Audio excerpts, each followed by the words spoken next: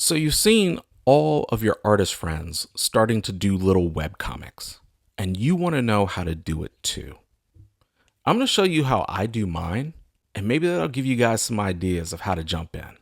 Hey, my squids, it's your favorite cephalopod, the prize winning squid, back with another video. If you're new here, welcome. If you're returning, welcome back.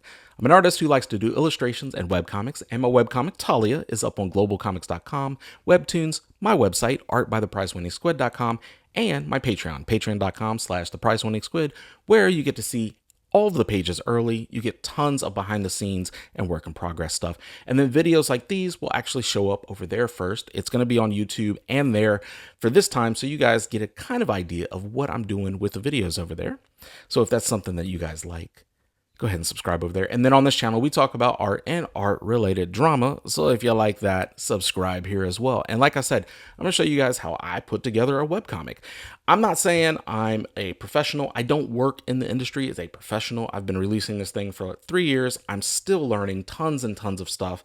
I made little comics when I was a kid, like hundreds of them, but that was when I was a kid, right? So now I'm really pushing to put actual like comic books and web comics together and all that good stuff. So I'm learning a ton of stuff. I want to share what I've learned with you guys.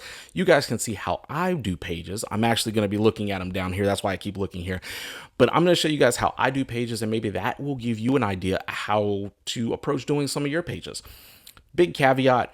This is not going to go in order, so we're not going to start with the very first pages I did. In fact, we're going to be starting at chapter 3, which is the newest chapter that I'm releasing right now. We're going to start with chapter 3. So if you don't want any spoilers at all from my webcomic, I will not be mad if you go watch a different video. But if you don't mind spoilers, because I will tell you, we're only going to do the cover and the first 2 pages of chapter 3, at least in this video. And those are showing later, kind of getting ready and like all this other stuff. And I will explain everything in a second. But if you don't mind that, then stick around. And for those people who don't know what Taliah is, I will explain what Taliah is. And let me flip over actually so that you guys can see what I'm going to be looking at, the same thing you guys are looking at, but I'll explain what Taliah is. As you can see, we got this cover here. Taliah is about a magical zoologist named Lera Orta. She is also an elemental, so she can use magic innately in her world. She can control the elements. And in her job, she goes out and she documents magical animals. And she is uniquely qualified for this because, as she puts it, if they get a little rowdy, she can throw magical hands with them. But she has a confidant. His name is Saul Menfer. They are also romantic partners. And unfortunately, he is now dead, and she is blamed for his murder. And the reason is because they found a errant star in what they call the Celestial Constellation. Celestial Constellation, just a brief summary of it. Celestial Constellation is a mapping of all the stars of their universe, and this Celestial Constellation actually informs everything in their world. It informs about how magic works and why and its strengths and all that other good stuff, where magical animals will be, and animals just period, how technology works in their world, how everything essentially works in their world. And if there is a new star that shows up, because everything has been mapped, but if a new star shows up, that means everything will be thrown out of whack and out of alignment. And that's a big deal. So Saul was murdered. She doesn't know by who, but she was blamed for his murder, and now she's on the run. And in the world of Taliah, when an elemental does something heinous, the blades of Owa are sent after them. They're able to nullify and subdue elementals. That's their specialty. So 2 of them are now after Lera. Their names are Zolani Abraham and Micah Ido. They are now tasked with recovering her or killing her, one or the other. And she fears that she won't get away in time before what is called the deep red moon happens. Deep red moon is this phenomenon that happens twice a year in which everybody in the world goes catatonic for 24 to 48 hours or a little bit longer. And then they wake up. But there are people who can resist this effect. They're called moonwalkers. So as you can see, the cover of this one is called Moonwalkers. We got the demonic figure on here. We got Lera laying here passed out because the deep red moon is happening. And she fears that if she doesn't get out of her country in time, her kingdom in time, that one of these blades of Owa will be a moonwalker and she won't wake up because they'll kill her. So that is essentially the story. The first two chapters actually are her on the run and a lot of different things happening, a lot of her backstory coming forward, who sent the Blades of Oa, and all this other good stuff, along with a bunch of other side stuff that's kind of happening and forming and building what the story and the world are. But chapter 3, we actually start 2 weeks in the past, where Layra is getting ready for work. This is the day that she finds the star, so she's getting ready for work, and you get to see a bunch of things about her in terms of getting ready for work, and then who she talks to when she's like texting and stuff like that. Just a bunch of cool stuff. But let's just get into this little cover. I'm gonna actually just explain this cover real quick, and then I'm gonna press play and I'm gonna go through it with you guys. But as you guys can see, this cover, what I do for my covers is I just copy and paste the previous cover. So the text and everything stays the same. All I do is just change whatever, the chapter is called, change that down there, change some of the coloring and stuff like that. But it's an easy copy and paste. I was able to set this up and everything's, clean and what else? For this cover, I wanted this cover to be very striking because the first cover is Layra in a alleyway just casting fire. The second cover is her falling through space. So the first cover was kind of like an orange tint kind of feel. The second cover is her falling through space, and then you get to see some of the other characters like looking down at her with a star and some other kind of iconography surrounding her. So it's more of a blue tint. This one, because the deep red moon is going to happen, I wanted to show the deep red moon off. I wanted it to be very, very striking. So I went ahead and did that. I'm going to press play on this, and we're going to kind of watch. As you can see, the star was there. That was actually from the previous cover, so I had to hide it. And with this cover, one of the things that I wanted to do is that there's going to be a character that kind of gets introduced through moonwalkers. And I didn't want to, at first I was like, it'd be kind of cool if I kind of showed that character off. But then I was like, no, actually, I don't want to show that character off yet. I want the idea of that character to be there, and for you not to know whether that character is a good or an evil character, whether they're a moonwalker or not, what that character might represent to the story as a whole, and who that character even is. And so this was my second kind of attempt at it. As you can see, I have like the robed kind of figure there. I have the deep red moon over to the left. It's more of the sun at this point. So with the deep red moon, it's actually not just always the moon. They just call it that. But sometimes it happens during the day. So the sun becomes, bright red as well, with some whites and some other things. But for this cover, I wanted to make sure that Layra was laying here, kind of passed out. So you get the idea that that the deep red moon has happened, that she is not one of the immune, to it. She already kind of alludes to the fact that she's not immune to that. She actually suffers from something different. You'll see that in this this chapter, but I wanted to show that she's not immune to it. So what I'm doing here is I'm actually going through and I wanted this character to have more of a demon kind of feeling to him, because when I'm putting this together, I don't want anyone to know specifically who this character is, what they represent, why, but the idea of who the Moonwalkers are, that they can be evil people. There are some very evil Moonwalkers that go out and do some very evil deeds to other people while people are passed out. So I kind of wanted that idea to just kind of be in your head while you're looking at this cover. The pose, so I actually did a ton of reference poses where I laid on the ground. Could not get anything that I liked too well. This pose is from Adorkable Stock because they had posted one of these poses, and I thought this was like a perfect pose, so I went ahead and used it. Adorkable Stock is probably one of the best, pose people out there. So if you're looking for different poses, I'd suggest highly to go look at what they have, because it's all, you can use it. They very much want to just help wherever the community is to use their stuff. So with this one, I also wanted to show off Layra's brand new look. So in chapter 1 and 2, for all of chapter 1 and then half of about chapter 2, she has her old look. Blonde hair, blue eye, she has a kind of a maroon top with gray pants, all this other stuff. You'll find out what that outfit actually was during this chapter, but she had that. during chapter 2, somebody suggests, hey, maybe you should probably change your look, because these blades can, they know what you look like and they know what you're wearing. So if they're still looking for you with that on, it would probably be a good idea to change that. So change her look. To be honest, I wanted to change her look for the longest because my original design of her, I drew that like 6, 7 years ago. And that's when I first started really getting back into art.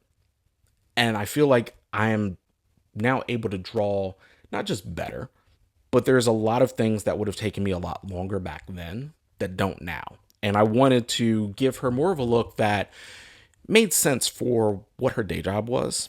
She was wearing heels before, and I was like, well, she would probably be wearing boots if she was going out into the wilderness and stuff like that. So there was just some other, ideas that kind of informed how I was like working on her look, changing her look. But wanted to put that look on this cover so you knew very specifically that we're going back into the future. We're gonna go 2 weeks into the past, but we're gonna go back into the future, and you guys are gonna see the present time of how she looks. And I wanted to put that on the cover. So then with the, as you can see, I was doing the demon there with the background. My backgrounds, I have noticed I'm doing a lot more gouache, and I feel that that gives them a lot more texture. And that was one of the issues that I was having when I first kind of started doing the webcomic, is that I would do flat color and then I would layer a texture on top of it. So I'd have a different brush for a texture. Now I'm using gouache. And so gouache can give me that texture just straight up without me needing to do any of that other kind of fill work. And I feel like, as you can see, I'm putting in the grass. I think the grass is just like it's one of my standard brushes. Yeah, I could use a grass brush, but I really just wanted to kind of just draw the grass. Some more gouache work in the front, adding some little background textures and stuff there. But as you can see, I'm just kind of coming in and I'm just using, the gouache and some of my other texture brushes to kind of just do my backgrounds. And I feel like that gives the backgrounds kind of a more like lived in look. Something that I don't have to really go and play with too much, because while it fools the eye and it doesn't have to be perfect, it gives the illusion that there's more going on back there than there actually is. So it just overall saves time. With something like Lyra and the demon themselves, in this instance, I'm going to make sure that like I'm doing some soft shadows. I do have some of the harder shadows and stuff here. That was the end of this video, but I do have some of the harder shadows here. I do have some of the soft shadows for the demon kind of hovering over her. I wanted to make sure that I had kind of like almost a smoky type of feel to them, because I don't want to give who they are, what they represent too much. The idea of moonwalkers is a very scary idea for Lyra at this time. So that's our first page. That's the cover right there. And then so for the actual next page, we're gonna go to this one right here, and let me see if I can full screen. All right, so for some reason I can't get it to full screen. It's being stupid. It does that sometimes. But this is going to be our actual first page for chapter 3. This is it's 2 weeks later. It kind of opens up on this very crisp morning in Jaisha, which is the city that she lives in. It's going to be in the district of Glen Springs. Glen Springs is a district of Aberoshan people. It's called Little Aberosh. So Aberosh is it used to be its own country. It was annexed by the Jai Empire thousands and thousands of years ago. And now those people, they kind of live over there. Aberoshan is very closely related to, and I say related because I don't speak it, so I can't say it is 1 to 1 or nothing like that. But Spanish, Portuguese, just kind of several different languages kind of just like merged into one. And Lyra is Aberoshan. So her native tongue is Aberoshan, and she speaks Aberoshan fluently. She speaks what their English equivalent is called. It's called Procalish. So she speaks both of these fluently. Most of the time she's speaking Aborosian when she's just like in a place where that is what's being spoken, or she's at home, or you know, when she's talking to her friends, kind of deal. Fun fact, I have actually begun developing this entire language. So I have rule sets, grammar rules, a dictionary. Also, I can actually write it one to one in this comic, and that way it stays consistent. So I might publish that. Not might. I will publish that at some point in time. But we're gonna look at this. This is actually a shorter kind of video. This is me showing what her apartment building is. So her apartment is actually in this top right, and she and the lady across from her have the entire upper floor. This apartment, not that I don't really go into it in this chapter, but when she was younger, I do go into it in previous chapters, but when she was younger, she was emancipated from her father. Her mom left when she was like 9 or 10. Her brother, who was 8 years older than her, was never like her friend and was off into college when she was like, 9 or 10 by that point. He moved out, didn't really care. Her mom actually abandoned her, just completely left. She doesn't know why, but sends her letters every so often. Her dad was a very negligent man. He was not abusive, so didn't hit her or nothing like that. He would yell at her, but he was he was just negligent. He didn't take care of her. Like, she would have to get her own food, make sure she got to school, all of that stuff. So she emancipated herself when she was 15. And in Jaisha, at least in the Proclean kingdom where she lives, they allow these teenagers to have their own apartments, and then they have guardians and other things in the buildings who kind of check up on them, and then they get a stipend. They get like a weekly stipend so they can buy groceries and use it for whatever they need, right? And she was she was a good student. They essentially were like, if you keep up your studies and you actually go to college and everything, you won't have to pay anything on this apartment until, you're like 21, 22. She did all of that. She was in a heavy metal band that was actually touring and doing all this other stuff. So she was a very accomplished person, and she went to school for zoology, graduated, and then she quit her band and she actually went to go work for the government in their zoology department. So this apartment is now hers. She's actually paid it outright. This is where she lives permanently. The lady across from her is a little old lady, really sweet. And so they are the best neighbors.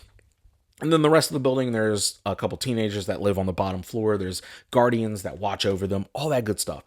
But this is her apartment. This is where she has been living for she's 28 now. She's been living there since she was 15. So for the last 13 years, she has been living in this apartment. And this is fully her apartment. So she's going to get ready. She's going to go to work, all that good stuff. One of the fun things that you are going to see on this page and you're going to see on the next page is that I used The Sims to actually do a lot of my sets. So I'm sketching in, the apartment here, and it's got a funky angle, and it didn't work for me. So I went into The Sims and I got the angle of a building that I actually have one of my people in The Sims, and I sketched on top of that, because that is exactly how my brain works. I need to see a visual, boom, there's the visual. And so I'm able to kind of like put it together. Backgrounds, I actually use a background line tool that has a lot of texture to it. So I'll put the lines down, kind of start adding them in. You see me adding them here. I want to make sure that we get a full view of like everything. And of course, as I'm doing this, I'm also kind of looking and going, these angles kind of look funky. I need to change the perspective. And I'm eyeballing it, but I think it kind of worked. I don't always have to eyeball it, and I don't always get it right when I do eyeball it, but when I do eyeball, it kind of works a little bit. So I'm kind of happy about that. There's some things on this right-hand side that I think I will need to fix. I think I do fix them.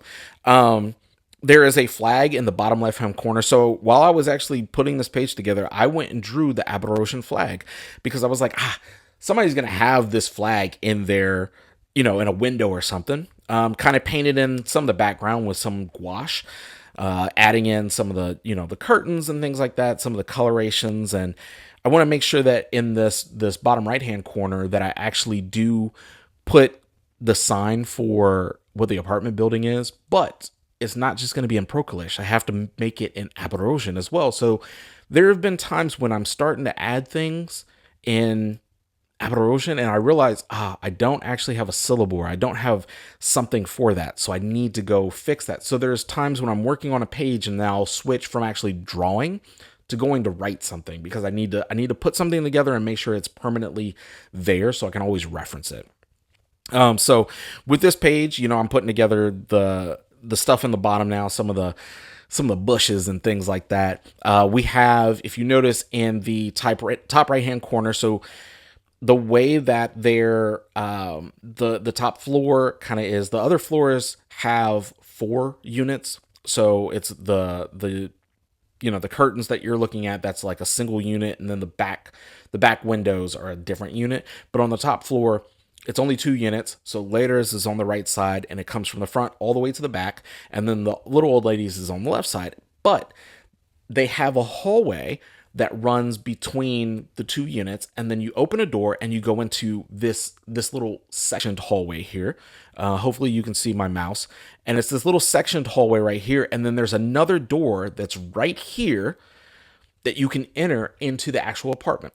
And the reason why I had to do that is because in The Sims, Later's apartment door is literally right here, and I did not account for there being how I drew this hallway. So on the fly, I had to come up with, this is like the foyer, right? So you enter the foyer, she has her kind of her cloak, robe kind of thing, and her bag, her satchel. And then there's another door hidden by this curtain that you actually enter into the apartment. And sometimes you have to come up with stuff like that. Sometimes you have to world build on the fly, and that was what I had to do. So as you can see, this page is now finished. It kind of just explains, okay, so this is her building. We see somebody walking down here, and then the thing that is actually covering what I wanted to show you is the cat next to the door. And that cat is very important because the cat shows up in chapter 2. So that kind of gives you an idea of what's happening in chapter 2 and chapter 3. So we're going to go to our last page for today.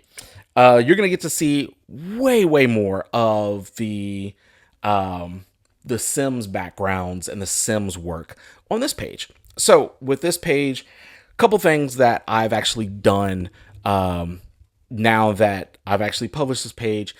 One, fonts have been resized. So I've gone through, I've resized some of the fonts. I've kind of moved some of the stuff around a little bit, so it's a little easier to kind of see some of the background elements that are on this page. I think for the text that says translated from Aberration, I think I've changed how that looks, so it's a little bit easier to see and read.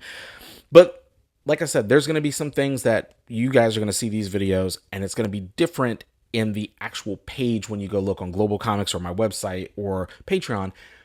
Or even Webtoons. Webtoons will be much different. Webtoons won't look like this at all. Webtoons actually will have much bigger fonts. Each panel is broken out into its own thing. Some panels are repeated because I wanted the Webtoon version to be very cinematic. So it's completely different setup than what you're seeing here for these pages. These are the comic book pages. When I actually get these printed, this is what it's supposed to look like, comic book form. So there's been some things that I've changed on here, like text wise and stuff like that, that when you go read them now, it'll be different. But this kind of gives you an idea of what I was working with or what I was doing and thinking about when I was working on the page itself. So with this one, I'm gonna go ahead and click. We're gonna play it. We're gonna look at this one. But this page, this whole page, I started sketching it out first because there was some ideas that I had in terms of what I wanted. So that's the first thing I'll do. So I'll actually go through and I'll kind of sketch out what I'm looking at, what I want the page to kind of feel like to give it a flow. Once I do kind of these preliminary sketches, I put in the words because I need the words to actually inform where everything's going to go. Now, you notice that I have gone and I've completely replaced all of my sketch work with shots from The Sims because I built all of these set pieces in The Sims. This is Later's apartment is something that I can actually go to in The Sims and I can have somebody just walk around in it. There are times when I will actually put somebody I think I don't want to rewind it now, but I think bottom left corner where I'm working on the bathroom. I'm pretty sure that I put Layla in that space so I knew how far she was. So that was one of the things that I do is I'll put somebody in that space just because I want to know how close, how far, what's the angle of that person. They won't be in the exact same pose, but it gives me an idea of what angle. So it's a lot easier to actually go through and kind of like work on that, that scene, that panel. It speeds it up. I know other people will use like 3D models of, different things that they can get from like Clip Studio, Paint, or other websites where you can buy stuff or download stuff. And then Clip Studio Paint also has the 3D people that you can kind of like use. For me, I use the Sims. I sometimes use 3D people. It just depends on what I need for, that moment. And what you saw was I will take the background, especially if it's a repeated background, and just copy paste. And so that's what I did across the 6 panels on the bottom. My whole thing with the 6 panels on the bottom is I wanted you to get the idea that she's going in there, she's doing something, she comes out, she does something else. She goes back in there, she does something, she comes. It's how we get ready in the morning. You're not always just chilling in the bathroom. So I wanted to give that feel that she's like us. She does a lot of the exact same stuff that we do. So, in that way, you don't have to worry like, is their world so completely different than our? It's not. It's pretty much the same. Except for they have magic and some other stuff that they do. So she's putting on her makeup. She goes in there with her shirt kind of like hanging off, brushing her teeth, washing her face, all that good stuff. Then she puts her makeup on, and then she brushes her hair, and then she's ready for the day. So I wanted to make sure that, I put that kind of stuff in there to kind of like inform what is it that she does as a person. And it kind of helps you get to know her a little bit better. One of the things that I wasn't able to do because the panels are much smaller on this bottom side is that she does have tattoos, and I wanted to show the tattoos off. She has an underboob tattoo. So she has one that's like, you can't really see me, but it's like super big and it's super across. And then she has a bat that is on her left arm. She also has serpentine scales that are on her leg in that shape of a half heart, because her friend Sadi, they will put their legs together and they will giggle because the serpents make a full heart. They were in the same band together. They were both guitarists.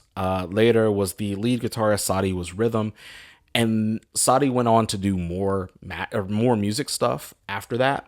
And you actually do get to see Sadi kind of like texting Layla in this chapter. But Sadi went on to do a bunch of music stuff and always asked Layla, "Are you still retired? Like, will you play with me again?" Like, Sadi really wants to play music with Layla again. So that's one of those things that kind of like gets added in. But she has her work attire on down there at the bottom. And then the last one is, well, she's leaving, so she turns the light off. You saw some music notes there, but now I'm basically doing her bedroom. And she, gets up. She's like, I'm up. The radio is playing. So it's playing one of Sadi's band's songs that Layla really loves. She loves to listen to, music. Music is like her massive fave thing. She mirrors me in that respect. You saw something pop up on the screen real quick. There are other pictures that I've drawn that I'm adding to the walls, but I needed to put things in the Sims to make sure that these are consistently there and I know exactly where they are. And regardless of the angle, that I can always put the picture there and match it with where that actual frame is. So the things that you see down in that panel now, the left one is actually Cryptid Hua Carnival's logo. So she has the logo there.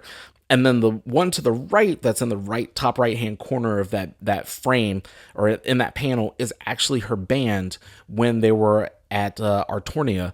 They were playing a festival there, and somebody took their picture, and it was in magazines and all that good stuff. So that is actually on her wall because she's very proud of that.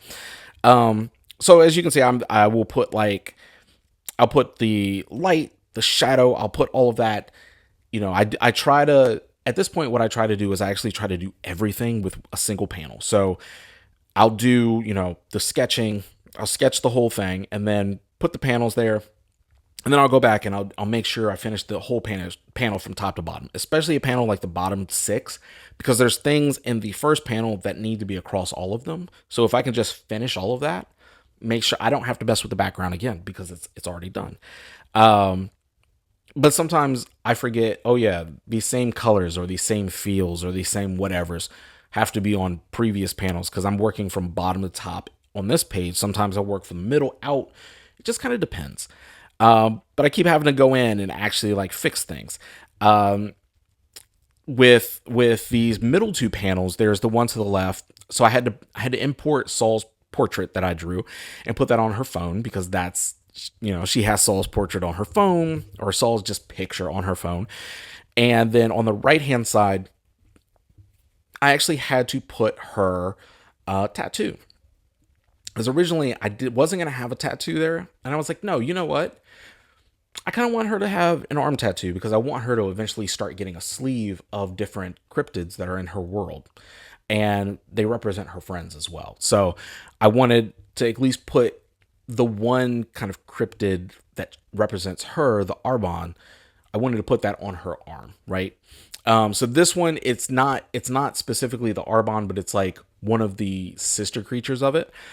Because in the band, the cryptid Hua Carnival, she represented the Arbon, which was the Aberosian cryptid that flies in the night and does all this cool stuff. So she was one of, that represented her, and then other ones represented the other band members. But she gets up, looks at her phone. She's like, I'm up. She's speaking Aberosian when she's, by herself. She's listening to Aberosian on the radio. This is her mother tongue, her first language. And you learn later on that she almost gave up on trying to speak this and keep her accent because she thought that's what she needed to do. And then her friend convinced her, no, because that's something your dad, who hates you, would do. And so she, as a character trait, decided to keep all of that despite her dad and keep her heritage because she loves being Aberosian. People love being who they are. They want to be able to celebrate that. So that was something for her. I'm working on the top panel here. As you can see, I'm kind of putting in like the action lines of different things, like the buzzing of the phone, the radio coming on, adding in, where things are coming from to kind of give you an idea of, okay, so you're going to start on the left-hand side in that top panel. You're going to see Lyra's apartment, and then was Apla and the ZMs, a talented duo from the streets of Black, currently on tour in Natham, with dates bringing them back home in the coming weeks. And then, of course, that's all translated from Aberosian because the narrator has to translate all of that so we can read it. But it kind of goes through and just shows her waking up, her getting ready for her day. Other things, other elements that you guys might notice on this page or in other pages that if you're reading, is that you'll notice that all of my pages have different borders. I started incorporating the borders in chapter 2 and onward, they're going to show up. But the borders essentially inform whose point of view that scene or that section is from. So keep that in mind. Later's is this kind of like weavy kind of, could be wind, could be water. Wind and water are actually her favorite elements to use in everything. So you're going to see a lot of wind and water. She did use fire in the first chapter, but you're going to see more wind, water, and you see some of that going forward, but you're going to see a lot of that, in the future. And then Zalani and Micah have crystals because they use a lot of crystal-based things. And then one of the other characters, Xavier, has more of the gold presidential feel to his stuff because he is very high class. So you'll see some of that. And then other characters, other things will show up. But as you guys can see, this is me putting together these pages. Hopefully you learned something. I don't know. You guys tell me, did you guys like this? Is this something that you'd subscribe to my Patreon to see more of? Because these will be on Patreon. I'll do more of these and go into even more depth over there. But they might show up on YouTube as well. Sometimes I'll post them up over here so you guys can kind of check these out. I like making comics. I like making webcomics. Taliah is an ongoing series, so I do have an ending for it. So if you're worried that it's just going to be waffling, it's not. It actually there's not any filler. I I do have an ending for the series. I know exactly how it ends. I know why. I know the resolution for characters. So hopefully you guys stick around as it's going throughout the years, and you guys fall in love with these characters that I've created, this world I've created, and these different circumstances that they kind of find themselves in. And whether it's for better or worse, the ups and downs and the very human things that they go through.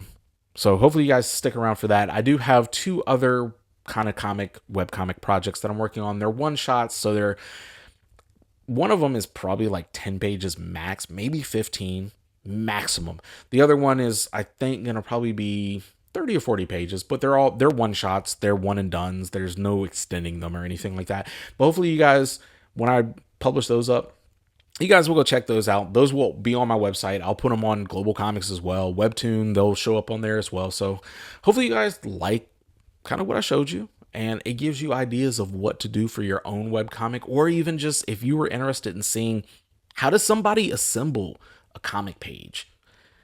That's kind of how. I'm not saying that it's the absolute best way, but it's how I've done it, and I've been able to kind of lately crank out a fair number of pages every month. So anyway, I'm going to get out of here. I hope you guys like this video. I hope it taught you something. And I hope if you have any suggestions for things that I could do better, let me know in the comments. Or if just you enjoyed watching this, it gave you an idea of what to do with your own stuff, let me know. Anyway, I'm out of here. I love you guys. Take care. Be safe.